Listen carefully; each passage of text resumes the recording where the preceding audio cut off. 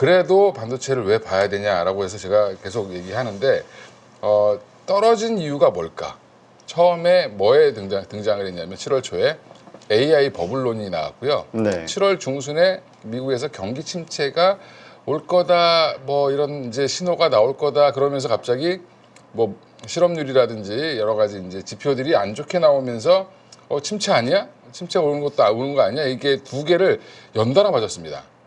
그래서 하이닉스가 그 당시에 이제 주가가 갑자기 이제 20만 원, 24만 원대 있다가 네. 조금씩 흔들리기 시작하면서 아래로 조금 방향을 바꿨죠. 네, 그러면서 이제 한 20만 원 근처까지 내려오는 상황이 나왔는데, 근데 지금 보면 AI 버블론 갑자기 얘기가 쏙 들어갔습니다. 미국 시장에서 AI 버블 아무도 관심 없죠 지금. 네. 지금 엔캐리 트레이드가 화제가 된 것 같아요. 그렇죠. 이제 새로운 이슈가 또 새로운 이슈를 덮어버렸습니다. 그래서 지금 AI 버블론을 강력하게 언급하시는 분이 있는데 보도를 안 해줍니다 이제. 이제 너 따위는 중요하지 않아. 지금 그게 아니야. 그게 중요한 게 아니야. 이렇게 좀 가고 있고. 그 다음에 지금 뭐 AI 투자에 따른 수익성 부족이 굉장히 얘기가 부각이 됐는데. 그 얘기도 이제 많은 기업들이 실적 발표를 하면서 뭐 MS나 뭐 메타나 알파벳이나 이런 쪽에서 나 투자 계속 할 건데 계속 지금도 LLM 투자 계속 할 겁니다라고 얘기를 지금 얘기하면서 이 이슈는 좀 사그라들었습니다. 근데 최근에 이제 매크로 이슈로 인한 하락이라는 건 뭐냐면 어떻게 보면 그거죠. 이제 뭐 지금 엔캐리 트레이드가 더 큰 문제가 되고 있는데 그 엔캐리 트레이드는 조금 이따 더 자세히 말씀드리고요. 제가 계속 강조하는 요 말 때문에 사실은 저는 이거를 믿고 계속 반도체를 밀었는데 빠져서 지금 욕먹는 반도체 아저씨가 됐습니다. 이제 네. 파종 시기에 수학을 논하면 안 된다라고 이제 미국의 전문가도 이런 얘기를 했는데 이런 뉘앙스로 얘기했습니다. 제가 말은 만든 거고요. 그냥 지금 씨를 심어서 이제 막 싹이 나고 있는 쪽에다가 언제 열매를 줄 거냐라고 지금 자꾸 월가가 요구를 한다. 근데 그건 월가가 멍청해서 그런 게 아니라 투자자들은 항상 그래왔다. 그동안도. 네. 예. 지금 그리고 25년도에는 더 다양한 가격대의 AI PC 출시 예정이라고 전에도 말씀드렸고 AI PC가 내년부터 본격화된다라고 하면 또 다른 또 국면에 들어갈 수 있습니다. 그러면 PC가 본격화된다는 거는 누가 제일 좋냐면 삼성전자와 하이닉스가 제일 좋습니다.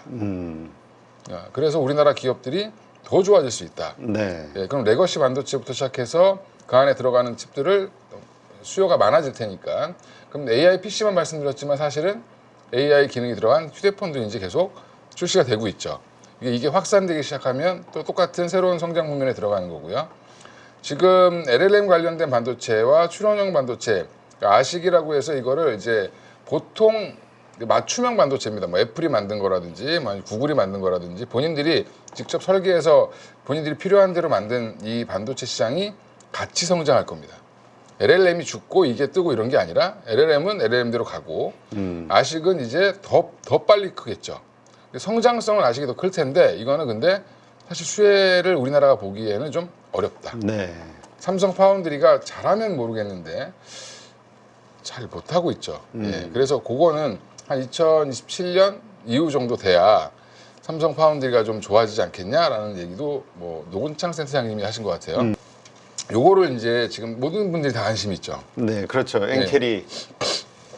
정확히 엔캐리 트레이드 청산까지 얘기를 하셔야 돼요. 엔캐리 그렇지. 트레이드라는 거는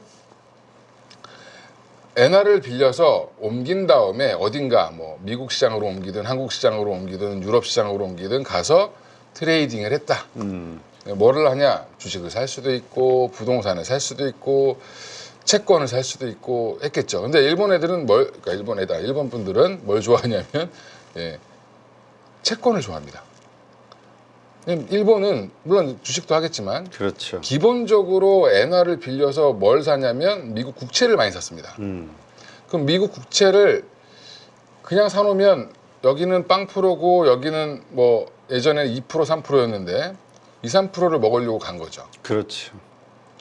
근데 지금 5%가 넘고 물론 이제 국채금리 내려가서 지금 한 4%대까지 내려왔다라고 보면 4%라고 하고 일본이 0.25%면 옛날에 빵이랑 2%보다는 더 많이 먹고 있잖아요. 그렇죠. 근데 왜 청산을 할까요?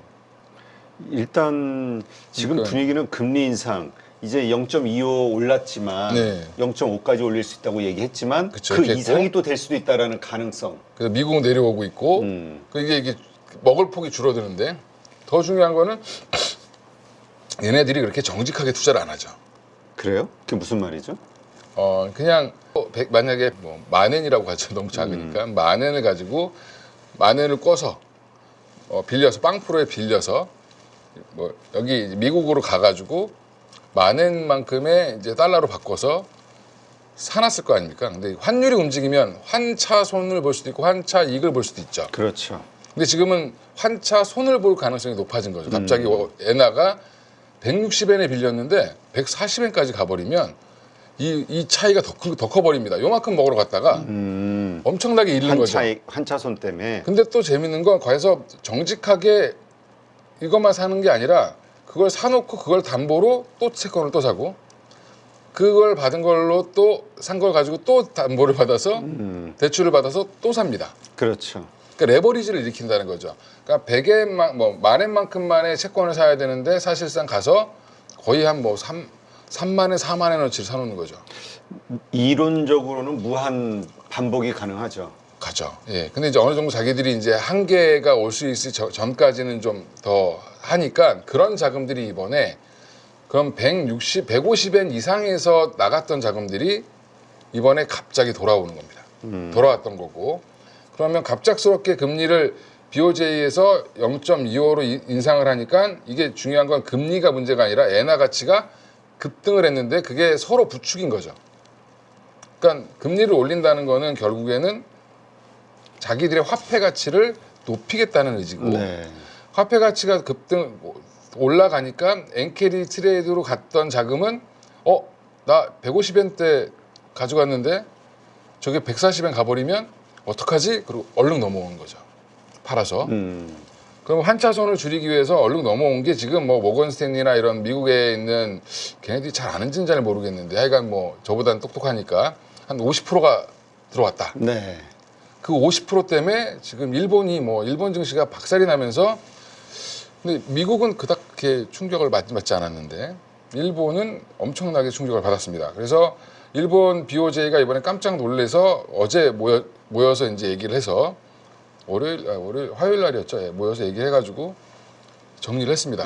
더 이상 안 올릴게 이렇게 깨갱했습니다 한마디로. 그렇지. 그러니까 그러면 이거를 이제 저는 BOJ가 되게 멍청하다고 생각하는데 구로다 때 이미 했었어야 되는 금리 인상을 그러니까 지금 계속 미루다가 너무 늦게 한 거죠. 어쩔 수 없이. 예, 밀려 했는데 그러면 우치다가 등장한 지 지금 신임 총재라고 하는데 사실은 신임 총재인데 1년 넘었습니다. 네. 1년 내내 뭐 했냐면 그러지 마. 우리 금리 올릴 수도 있어. 그렇지. 예, 이렇게 자꾸 말을 금리 올릴 겁니다. 이렇게 하면 우리는 이렇게 단호하게 딱 얘기를 해줘야 되는데 그럴 수도 있고 그럴 수 있으니까 좀 그러지 마세요. 계속 되는 겁니다.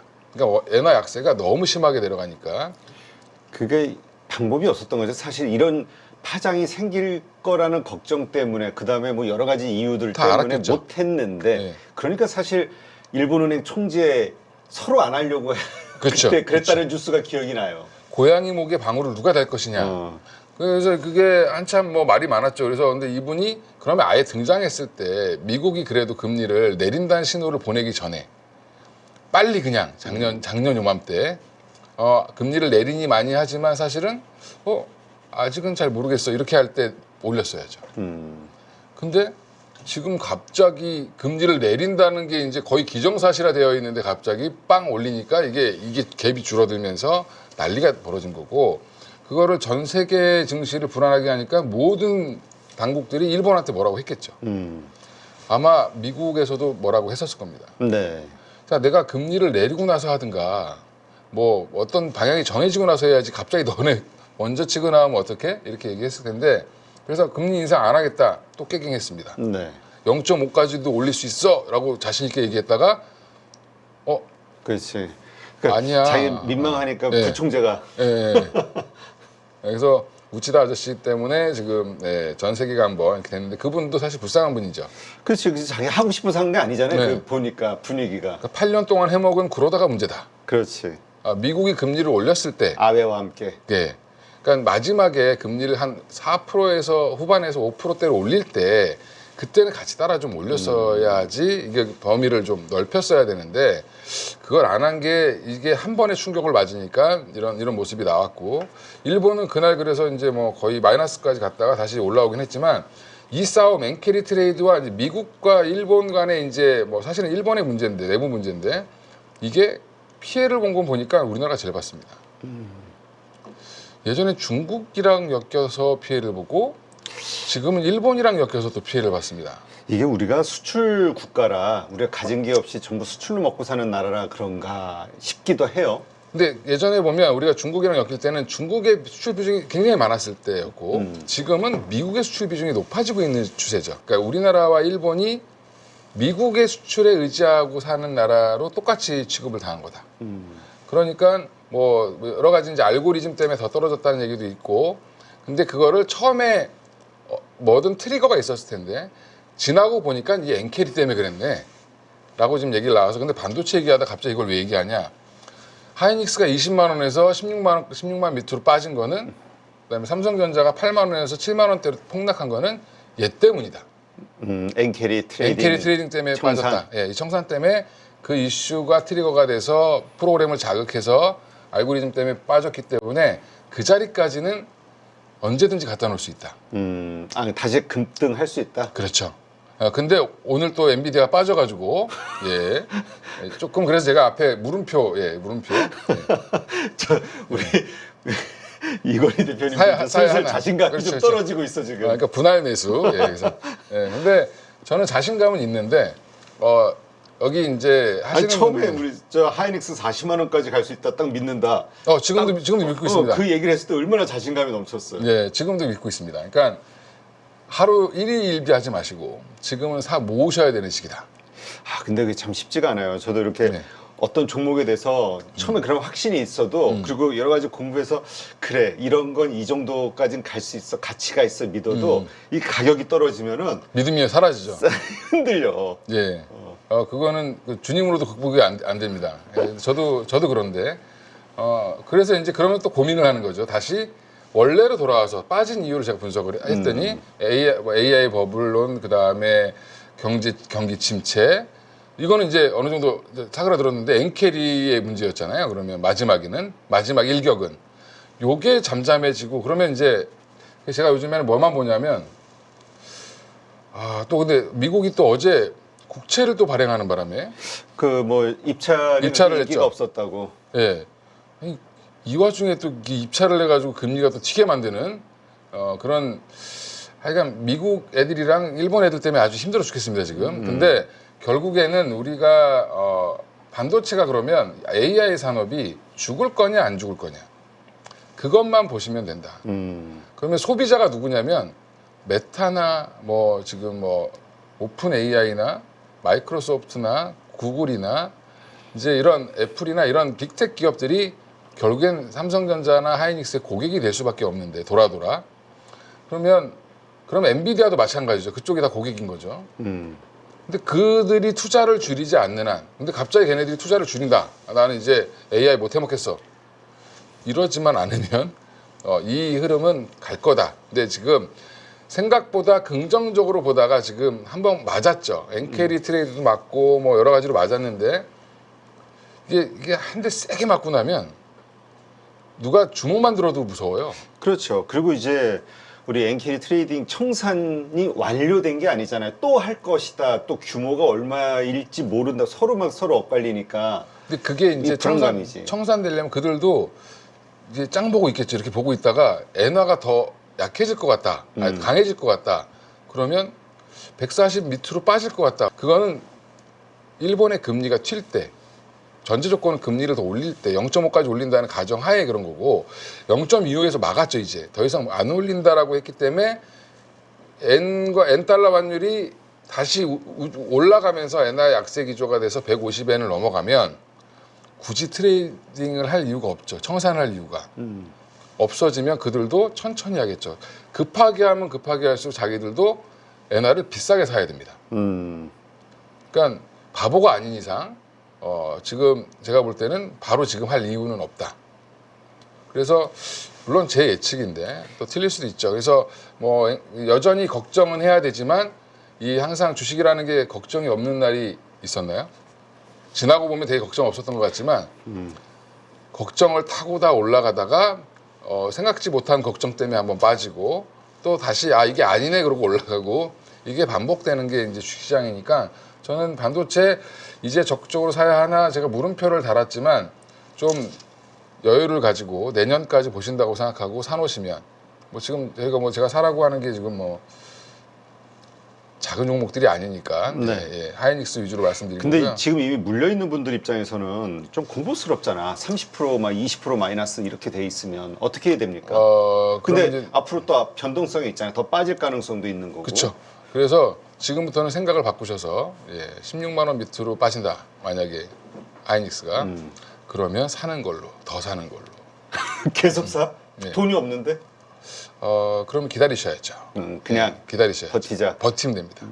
존버해야 됩니다. 지금 이거는 저도 이제 주식 투자를 오래 했는데 마이너스 30% 40%도 제가 겪어봤고 네. 그게 결국에는 수익을 50% 내고도 팔아봤는데 50% 내고 팔았는데도 더 가더라고요.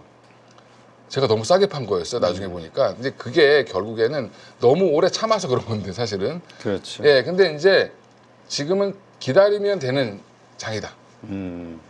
왜냐하면 지금 코스피가 이렇게 빠질 일이 없었는데 외부 변수에서 빠졌으니까 외부 변수만 안정되면 다시 올리겠죠. 제자리로.